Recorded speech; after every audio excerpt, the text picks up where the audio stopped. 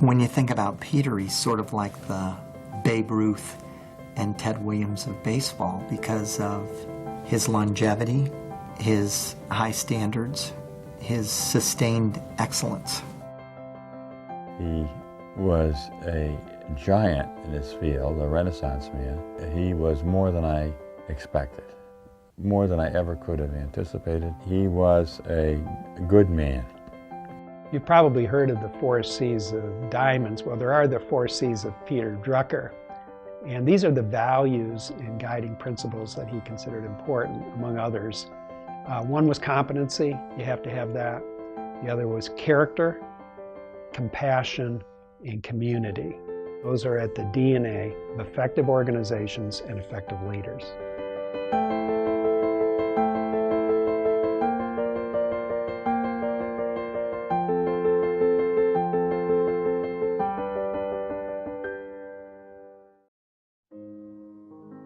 Peter Drucker was born in Vienna, Austria in 1909.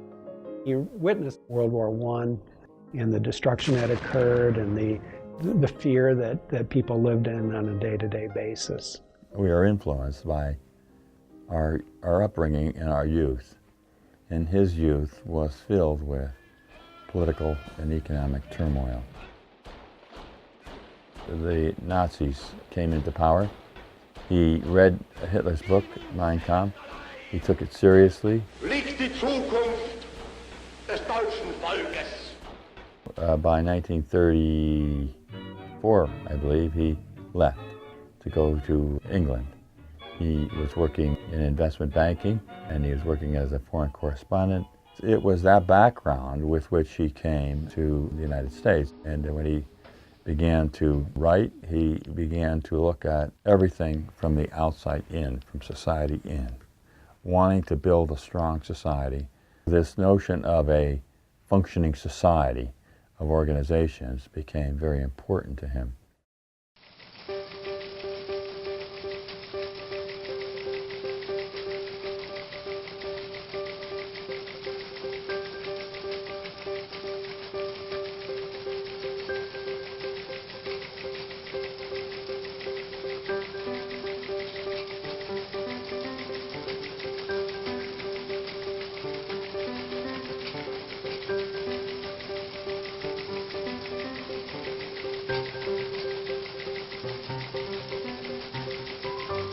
What are the new forces in the market, the new changes, and incidentally, can we identify some major market areas?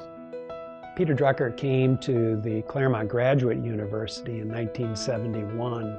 He created a revolutionary executive education program. I think he wanted to create several generations of effective managers and teachers of other effective managers. And I think he viewed that as the most promising mechanism for social change and good that could be. He was a born teacher. You asked a question, you got a long explanation at home too. You know, I said, I don't want all this teaching. I just want an answer. No.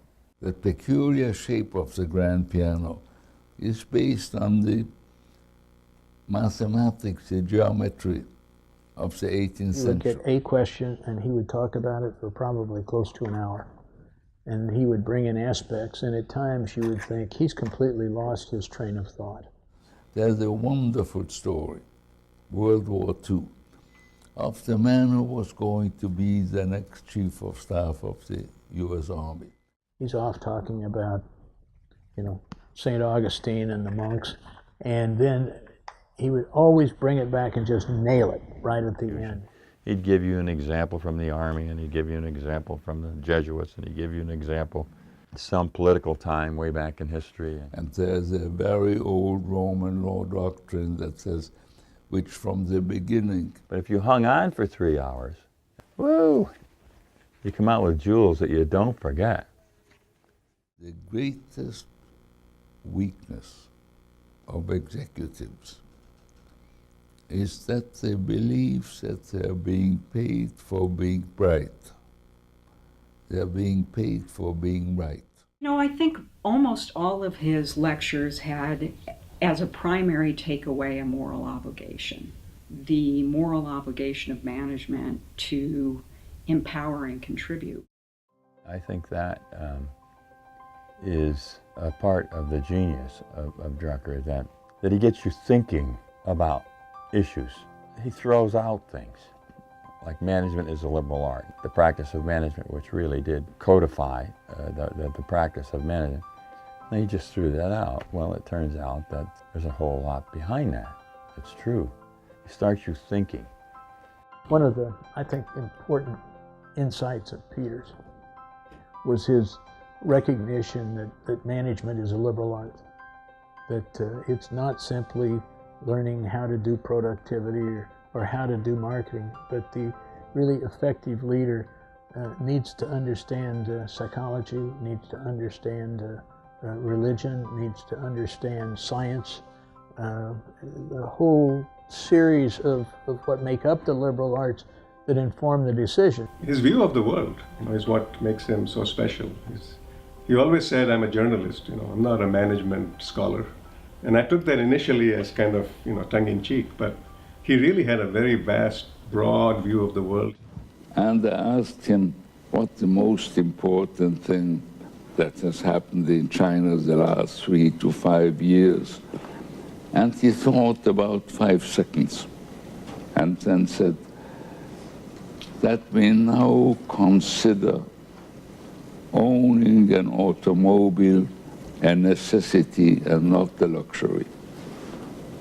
That is what globalization means. It is not an economic event, it's a psychological phenomenon. He was prolific. We counted 39 legitimate entries.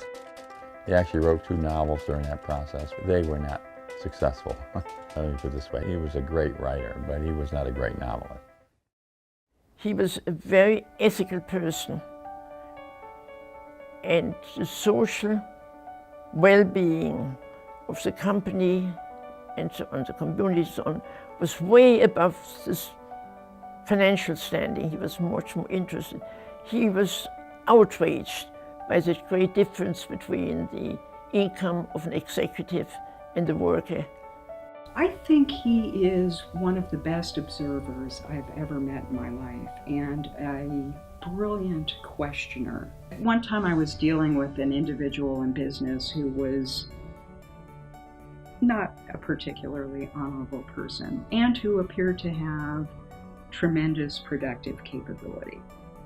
And I was mentioning this, and I could see from his questions, I think he was quietly thinking, are you an idiot? Like, if the guy has character flaws, that's it. That's all you need to know. Drucker said in his 1946 book, which was the concept of the corporation that came out of his GM work, that the most durable organizations develop their people both intellectually and morally.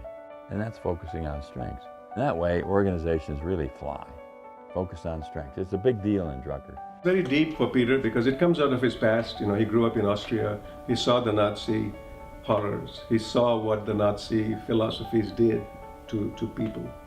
And he had a deep respect for individuals, helping individuals to grow. That was all very, very genuine. If you look at the classic economic view of production or economic activity, right? You got machines, you got labor, you got land, all that. Well, people are the only infinitely expandable resource.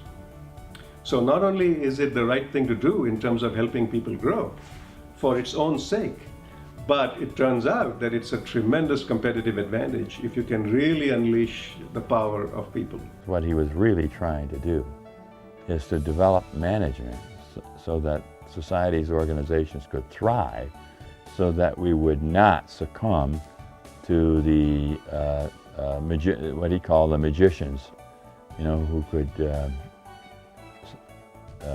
magically solve problems, the Hitlers and the totalitarian leaders. Freedom. Peter Drucker has devoted his life to strengthening civil society. His determination has made him one of the greatest management experts of our time. He understood that organizations were imperfect at best and often largely misguided.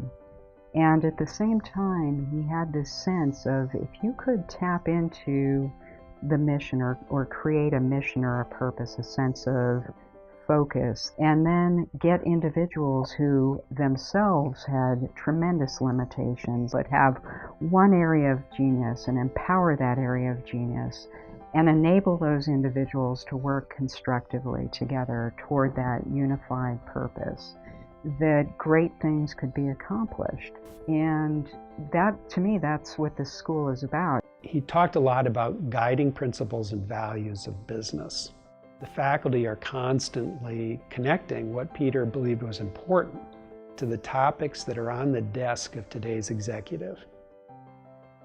Our job is to enable our students to learn, enable them to make knowledge effective in their own work and in their own organization.